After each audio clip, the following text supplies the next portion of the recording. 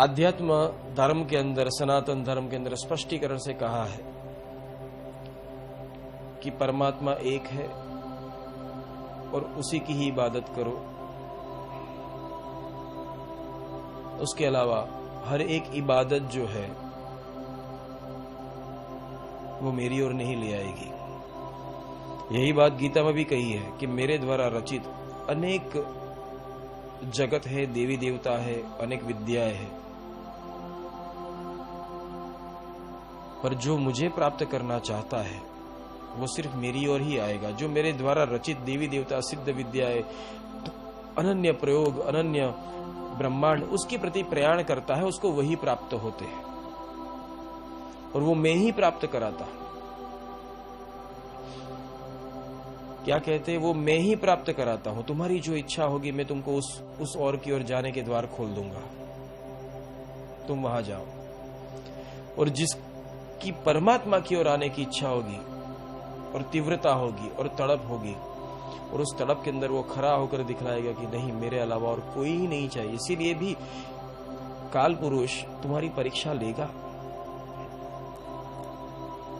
पर हर एक परीक्षाओं में, हर एक दुख में, हर एक तपन में, हर एक गिरावट के बाद भी अगर तुम अपना प्रेम बरकरार रखते हो, भक्ति और बढ़ा देते हो, तब तुम उस परमात्मा का दिल जीत लेते हो। और वो फिर तुम्हारे सामने जो चट्टान जैसी दीवार थी वो एक मायाजाल जैसी लगती है, और उसके वो दीवार अचानक परमात्मा खोल देते हैं और उसके पीछे वो बाहें फैलाकर तुम्हारा इंतजार करता रहता है। बहुत सुंदर सी बात है। अगर जो सच्चा भक्त होता है वो सिर्फ एक ही चीज सोचता है, जो भी कोई तकलीफ आई, जो भी कोई शंका आई, जो भी कोई विद्रोह हुआ, जो भी कोई अघटित घटनाएं हुई, उसके अंदर वो एक ही बात सोचता है कि वापिस काल पुरुष मुझे गिराना चाहता है, पर मैं गिरूंगा नहीं, होने दे जो होना है, मैं मेरी भक्ति बरकरार रखूंगा। जब ऐसी दृढ़ता, ये समझ आ जाती है तो दृढ़ता की भी जरूरत नहीं, वो अचानक निकल जाता है। जैसे मैं बताऊं कि सबमरीन है, पानी की ओर जा रही, ऊपर से बहुत बारिश आए तो सबमरीन क्या डूबेगी?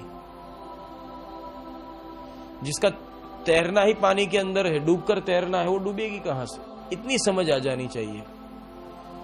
परीक्षा काल पुरुष कितनी भी ले, अरे उसने प्रहलाद को बचाया तो मुझे नहीं बचाएगा, मुझे तो बस भक्ति करनी, पर कैसी? प्रहलाद जैसी करनी पड़े, तब जाकर रक्षा हो। तुम सिर्फ भक्त का दिखावा करोगे तो कुछ नहीं होगा, भक्त का दिखावा करोगे तो कुछ नहीं होगा। भक्ति भी ऐसी प्रहलाद जैसी करनी पड़े, तब जाके चमत्कार होते, तब जाके आविष्कार होते हैं। तुम तो अपनी सहूलियत वाली भक्ति करते हो, तुम्हारे जीवन में कहां से चमत्कार हो? चमत्कार तो नहीं होता है, शंका, कुशंका और दुर्घटनाएं होनी शुरू हो जाती है, क्योंकि वो भी तुम्हारा मन ही कराता है, क्योंकि मन के पास धीरज नहीं है। मन को तो सिर्फ इतना है, चलो आज सत्संग मैंने ज्वाइन कर दिया, मुझे गुजर ने बोला था कि मुझे तो दर्शन हुए, मुझे तारा ने बोला था कि मुझे भी दर्शन हुए, सबको तो एहसास हो गया, चलो अभी आज तो दीक्षा ले ली, अब तो हफ्ते के अंदर भगवान आ गए।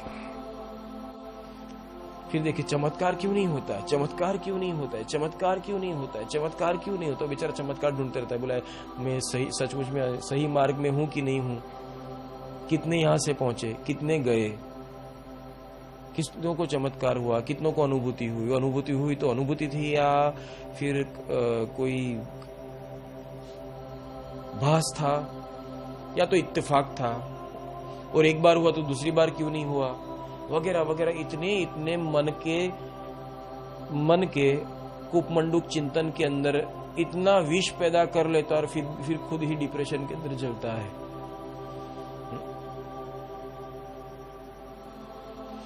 फिर न इधर का रहता है न उधर का रहता है,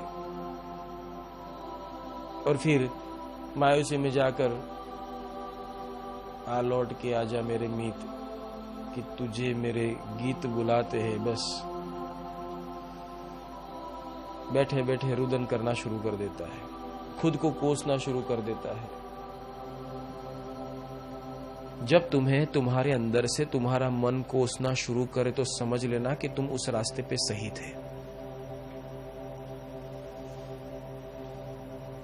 और इसीलिए मन तुमको आजकल अकेलेपन के कमरे में कैद करके तुम्हारे ऊपर डिप्रेशन की पिटाई कर रहा है, तो वहां तुम्हें सुन्न होकर बैठना नहीं है, जागरूक होकर उसको गिराकर वापस काम में लग जाना है।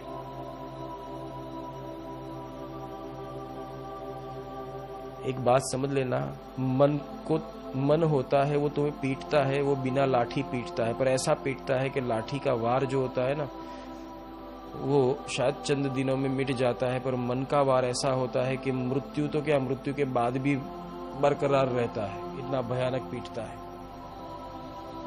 तुम हमेशा देखो तुम लोगों ने तुम्हारे साथ क्या किया, उसकी तुम किताब बना कर रहते हो और वही चिंतन करते हो और वही तुम दृढ़ संकल्प के साथ चलते हो, इसने मेरे साथ गलत किया मैं उसके साथ गलत करूंगा, इसने मेरे साथ अन्याय किया मैं उसके सामने नहीं चलूंगा वगैरह। कितनी ग्रंथियों में तुम बंध चुके हो, उसका काम ही है तुम्हें माया जाल में बुन देना।